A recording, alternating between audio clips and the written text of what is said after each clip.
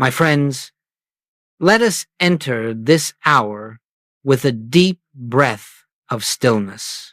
Not the stillness that comes from effort, but the stillness that comes when we simply stop reaching outward for God and allow ourselves to rest in the presence that is already here. For too long, the world has prayed to a God somewhere else. It has called into the heavens, pleaded with the skies, begged for answers, hoped for intervention, and yet the great truth revealed by the Master and confirmed again and again through spiritual realization is that God is not a distant being to be summoned. God is not a reluctant presence to be persuaded. God is the very life of our being, the very substance of our consciousness, the invisible presence that fills all space. If our prayer begins with the assumption that God is somewhere else, then no matter how sincere our words, we remain in a state of separation. And separation, this belief that God is there and we are here, is the only barrier to spiritual realization. This is why so many prayers feel unanswered. It is not that God withholds anything from us, but that we have not yet awakened to the place where God already is. The Father does not move toward us. Rather, we awaken to the Father who has never left us for a single moment. In this hour, let us release that old habit of pleading. Let us lay aside the emotional strain we have mistaken for spirituality. Let us allow the ancient idea of a distant God to fall away, for it never had reality. What we seek is not a God who responds to our words, but a God who is revealed in our silence. We are not here to improve prayer.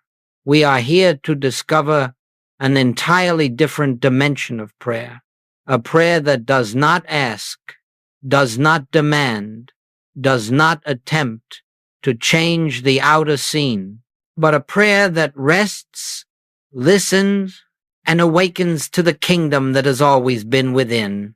This is the beginning, a quiet turning, a willingness to see differently, a willingness to recognize that the presence we once sought with effort is the presence that has never ceased to live as our very life. And as we move forward, this realization will open a door that no human struggle could ever open, a door into the kingdom that is not approached through words, but through awareness. As we continue, let us look gently and honestly at the form of prayer the world has practiced for centuries. It is a prayer born of fear, shaped by desperation, and carried by the belief that life consists of two powers, good and evil, spirit and matter, God and something that opposes God. Whenever we plead for God to intervene, we are declaring, without realizing it, that there is some other power at work, some force capable of harming us unless God steps in to counteract it.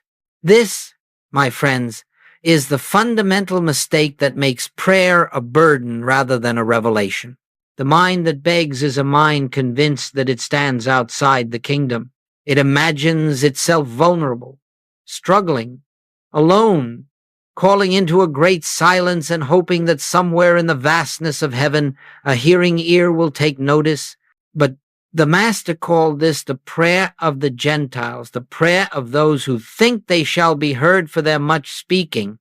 And Goldsmith, through long years of prayer and healing work, recognized it for what it is: a cry without foundation, a cry without spiritual substance, a bootless cry. It is not wrong, it is simply ineffective, because it attempts to reach a God who is not absent. It asks for help from a presence already present. It labors to attract what cannot be separated from us, and because of this, it never brings the peace we seek. People pray with tremendous emotion. They cry out with sincerity. They repeat words with intensity. Yet beneath all of it is the hidden assumption: God is somewhere else, and I must get his attention. Let us understand this clearly. Whenever we believe we must persuade God to act, We are not praying to the infinite presence, but to an image created by human thought. The one and only God needs no persuasion. The one and only presence requires no convincing.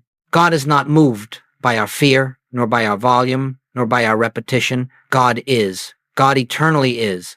When Jesus said, "Your Father knows what you need before you ask," he was not comforting us, he was correcting our entire idea of prayer. And so, the old way must be recognized for what it is: a sincere attempt to reach God made out of the false belief that God is far off. But sincerity does not change illusion. If the foundation is separation, the prayer remains separation, no matter how devoted the seeker may be. It is not the heart that is mistaken, it is the concept of God we inherited without questioning. In this moment, let us gently release the notion that God must be summoned, awakened, or convinced. Let us understand that whenever we plead, we are turning toward a God who does not exist. The one true God is not reached by supplication but by recognition. And when we grasp this, we take the first real step out of the old form of prayer and into the consciousness where prayer becomes revelation. Now let us turn to the Master's own instruction. For Jesus did not merely teach prayer, he revealed the nature of God. And if we fail to understand his revelation, we will continue speaking words into the air instead of entering the divine presence he came to unveil. When Jesus said, "Your Father knows what you need before you ask," he was not giving us comfort. He was dismantling the entire structure of human prayer. He was saying, in the clearest possible language, that God is not informed by you, is not moved by you, and is not dependent upon your request in order to act. This is why he also said, "The kingdom of God is within you." The kingdom is not attained through petition, it is realized through recognition.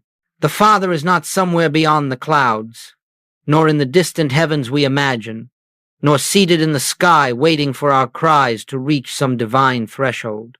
The Father is the very life that animates us, the very presence that breathes us, the very consciousness in which we appear. And because of this, Jesus could say, "I and the Father are one," not as a theological claim, but as a simple statement of spiritual fact. Joel Goldsmith understood this deeply. He saw that Jesus was not teaching us how to get God to act. He was teaching us how to realize that God is already acting. He was not showing us how to persuade God to come near. He was showing us how to awaken to the nearness that never leaves. Every time Jesus healed, he did so from the awareness of one presence, never two. He did not battle disease, nor confront demons, nor fight conditions. He simply recognized God as the only power, and the appearance of a second power dissolved in that recognition. And my friends, this is why his prayer was a silent prayer. He withdrew. He entered the secret place. He listened. He communed. He knew. He did not ask the Father to heal. He did not implore God to intervene. He rested in the Father's presence until the truth revealed itself, and the outer picture aligned with the inner realization. Your Father knows. Let those words sink deeply. Your Father knows. There is nothing you can ask God that God does not already know. Your Father knows. Before the thought arises, the provision is present. Before the need is felt, the fulfillment exists. Before the fear appears, the assurance stands. We ask because we do not yet recognize the completeness of God's presence. We ask because human sense has convinced us that something is missing. We ask because we assume lack where only fullness exists. But Jesus did not ask. He recognized. And in that recognition, The kingdom became visible wherever he stood. This is the prayer we must learn. The prayer that does not inform God but unveils God. The prayer that does not attempt to draw God near but awakens us to the presence that has never been absent. This was the Master's teaching, and this is the path Goldsmith walked. That prayer is not words spoken to God, but consciousness awakened to God. Let us now move into the heart of this unfolding, the point at which prayer ceases to be an effort and becomes a realization. For the great barrier to spiritual vision is not the world, nor circumstance, nor even the fears we carry. It is the mind's fixation on the problem. As long as the mind clings to what appears as lack, as sickness, as conflict, it is looking at shadows and calling them reality. And no matter how often we speak to God about these shadows, they do not dissolve, because the act of speaking to God about them is itself an affirmation that the shadows have substance. This is what Goldsmith meant when he said that the human mind lives in problem consciousness. It approaches God through the doorway of fear rather than the doorway of truth. It begins with a problem and tries to bring God to it. It says, "Lord, here is my need. Lord, here is my pain. Lord, here is my crisis." But every such approach assumes that the problem has power, that the condition has reality, that the circumstance is something God must overcome. And the moment we give it that power, we place ourselves outside the kingdom. For the kingdom cannot be entered through fear. It cannot be entered through struggle. It cannot be entered by attempting to improve the picture that the senses present. The kingdom is realized only when the mind lets go of the appearance long enough to turn toward the invisible presence that stands behind every appearance. And so there must be a shift, a turning, a quiet surrender of attention. Instead of beginning with the problem, we begin with God. Instead of asking for change, we recognize the changeless. Instead of wrestling with appearances, we release them from our concern and acknowledge that God alone is the substance of all experience. You see, there are two states of awareness available to us at every moment. One is problem consciousness, in which we believe that something stands apart from God and must be corrected. The other is presence consciousness, in which we realize that God is the only presence, and therefore nothing needs to be corrected, only seen rightly. This shift is subtle, almost imperceptible to the ego, but it is the entire secret of prayer.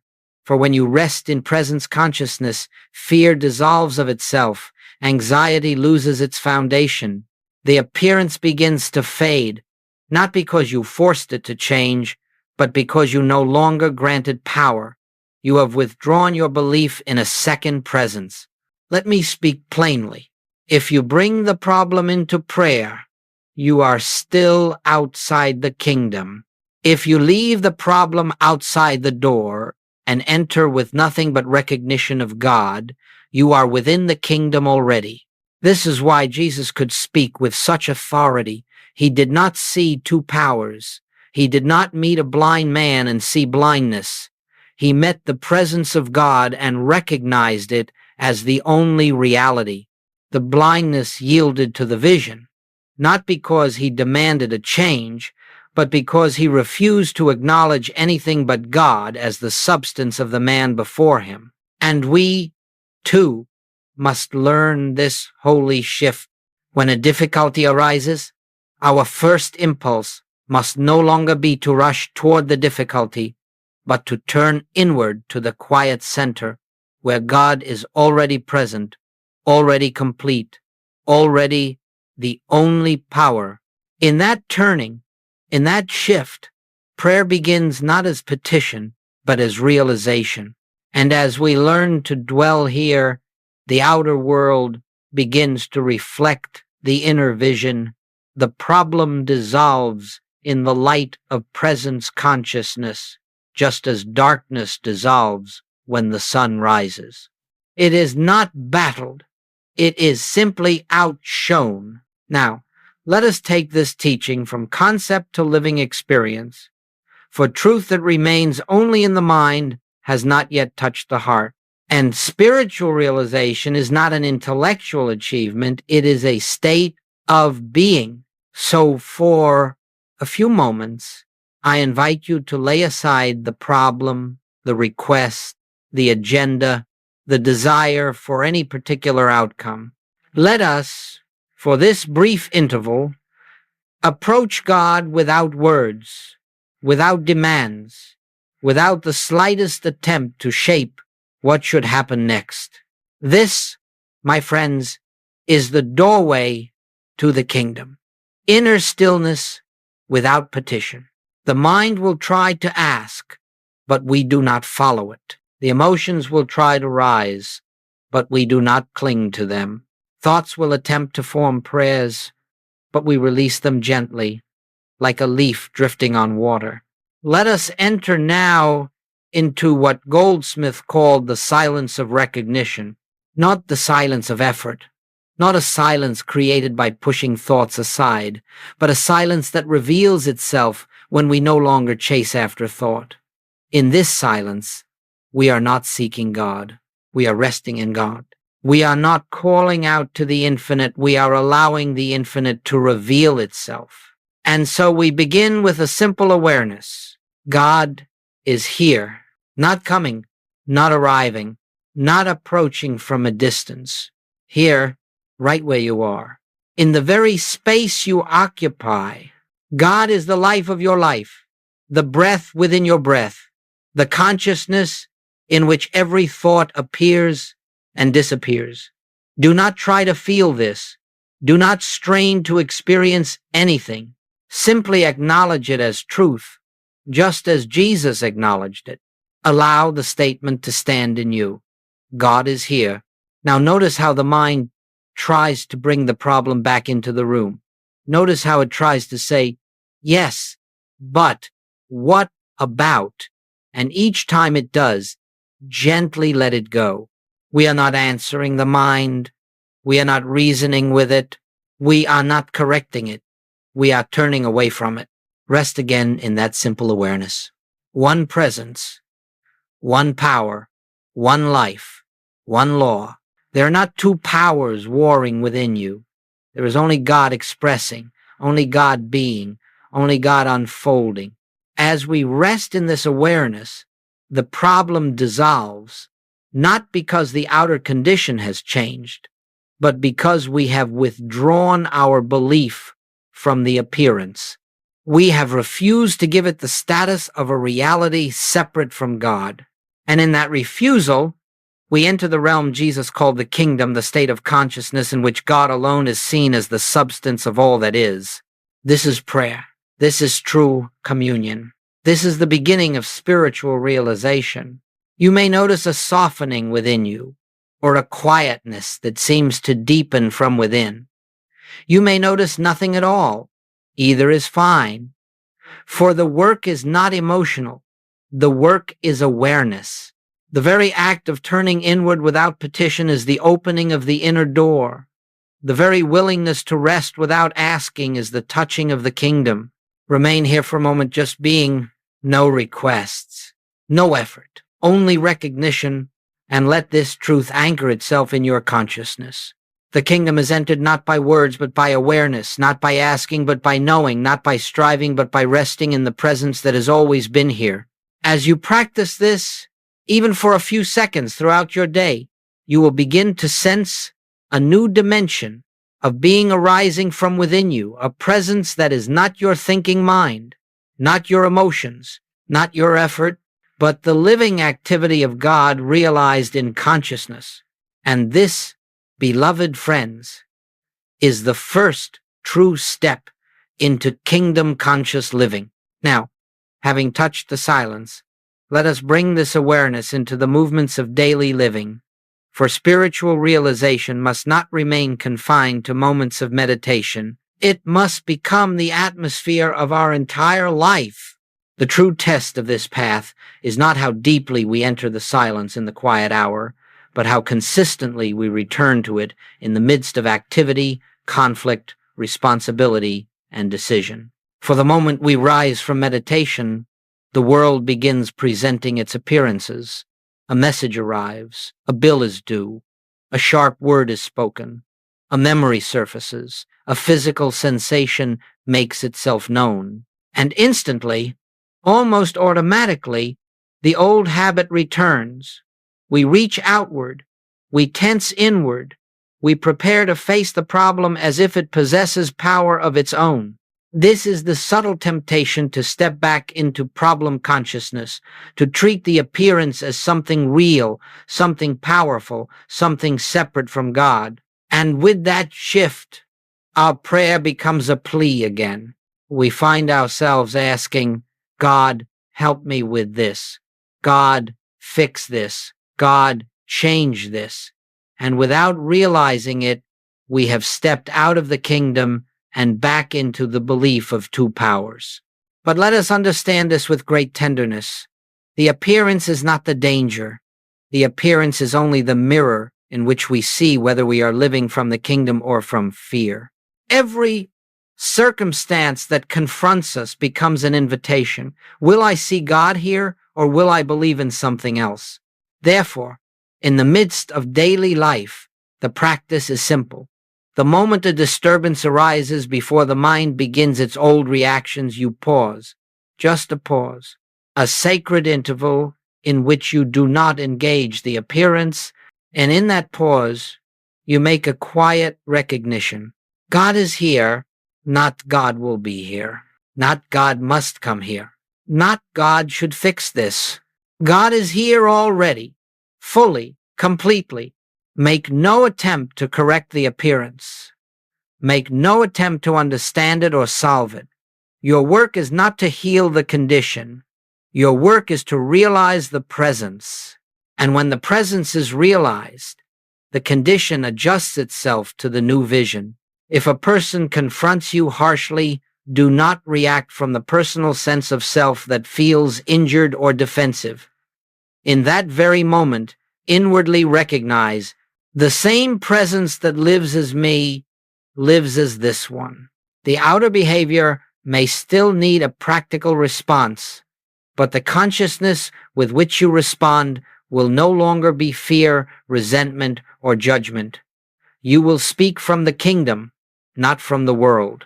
If a financial concern arises, resist the impulse to plead for help. Turn inward and acknowledge. Supply is not out there. The source is here, where God is. And stay in that recognition long enough for the fear to dissolve, not because the numbers change, but because your awareness returned to the presence. If a physical sensation troubles you, do not begin by resisting it or fearing it. Begin with the same recognition. God, the one life, fills all space, including this very body. You are not declaring something to become true. You are acknowledging what is eternally true. This practice, this turning, this recognition may take only a few seconds, but those few seconds keep you anchored in the kingdom while the world pulls at your senses.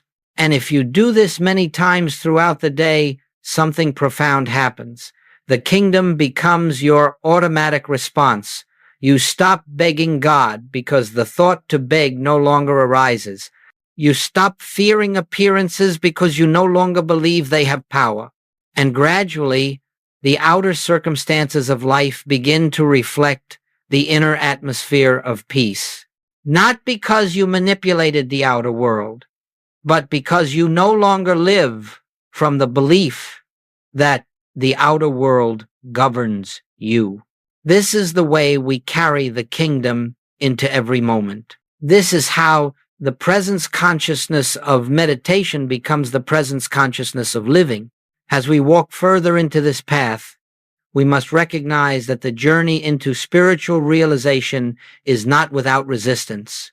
Not the resistance of the world, not the resistance of other people, but the resistance of what Goldsmith called personal sense, the conditioned identity that believes it lives apart from God.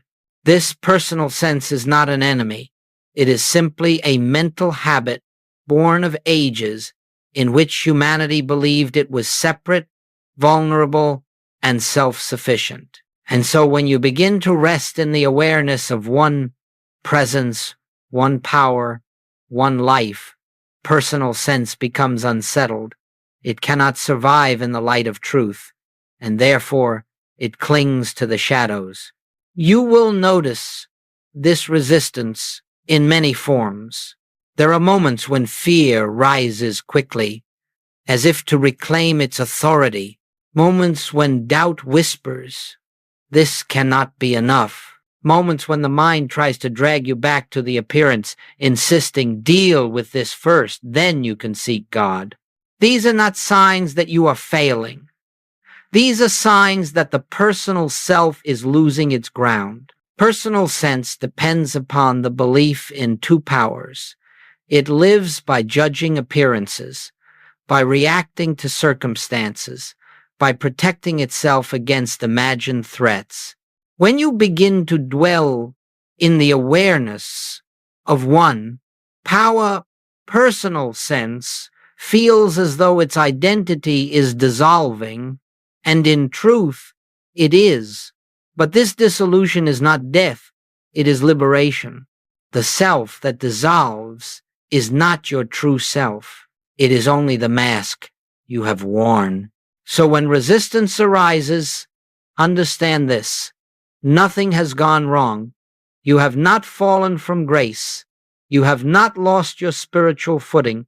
You are simply witnessing the old consciousness trying to maintain its claim upon you. It may say, "Your hurt is real.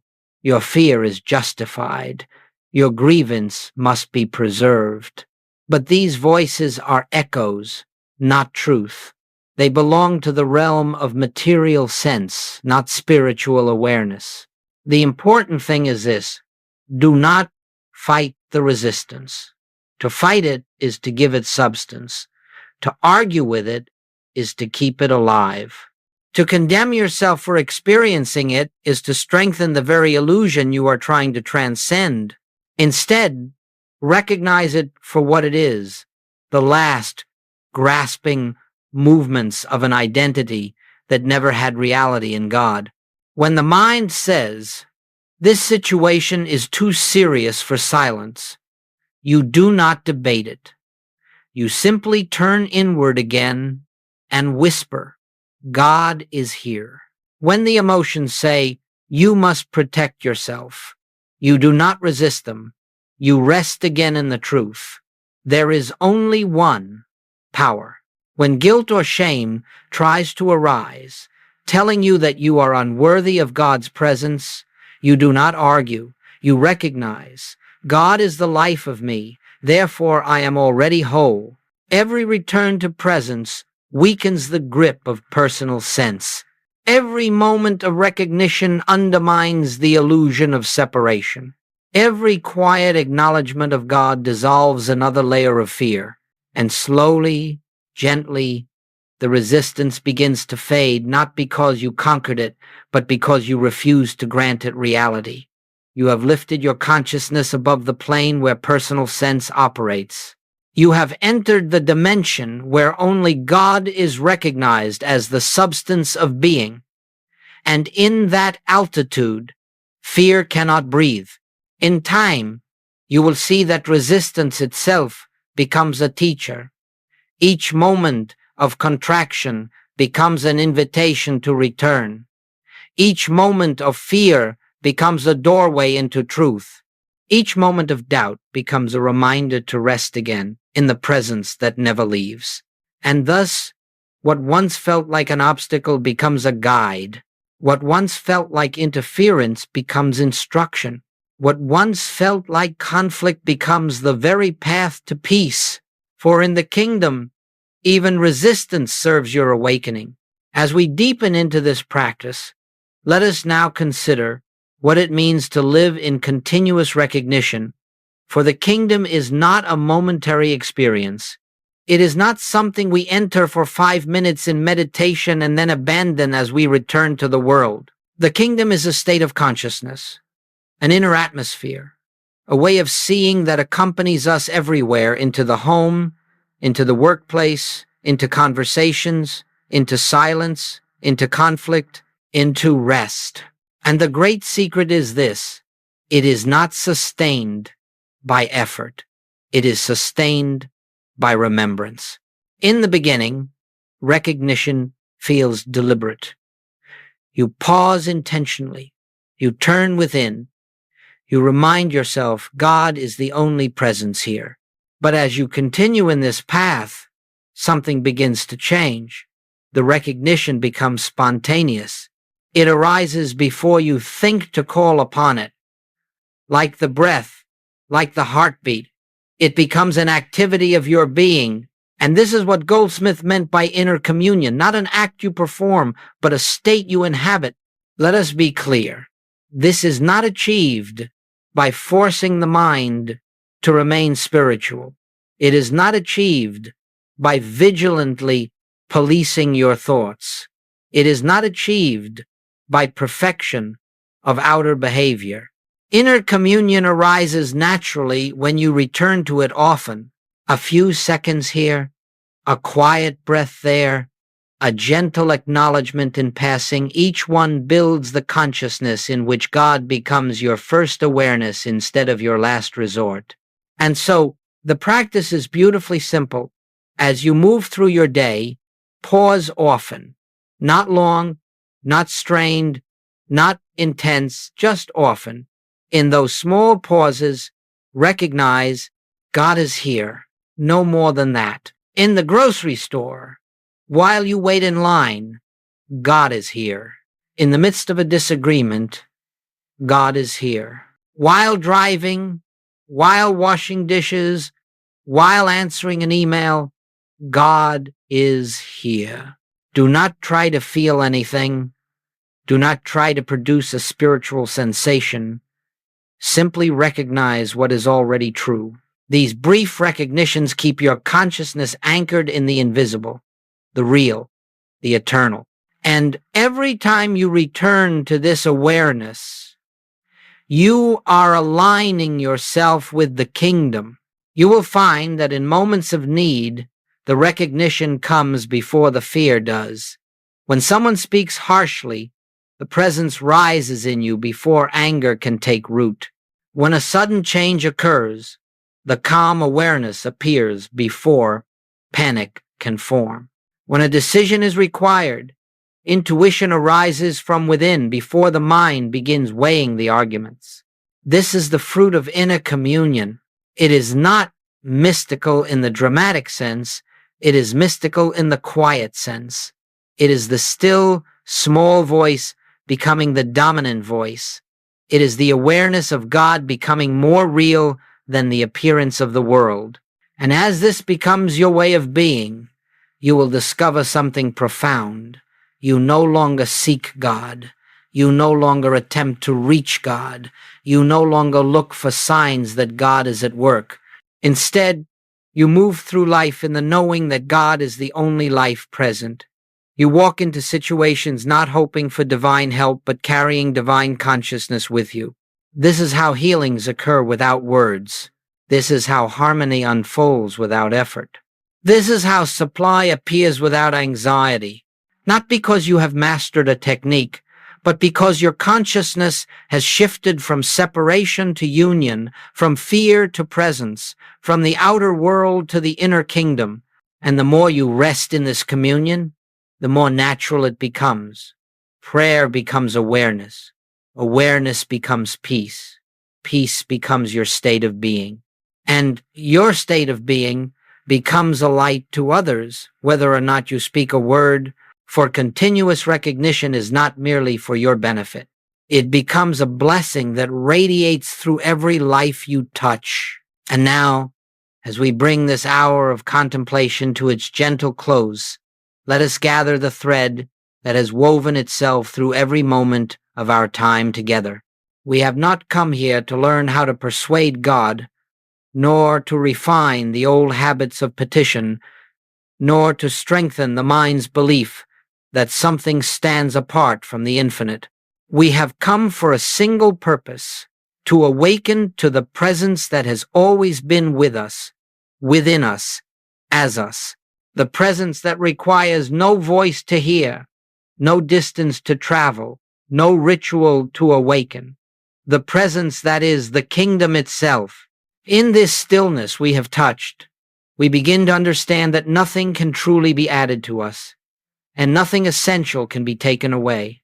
The Father knows. The Father is, and the Father, this infinite, boundless presence, is closer than breath, nearer than thought, more intimate than our own sense of self. When we rest in this awareness, prayer ceases to be something we perform and becomes something we live.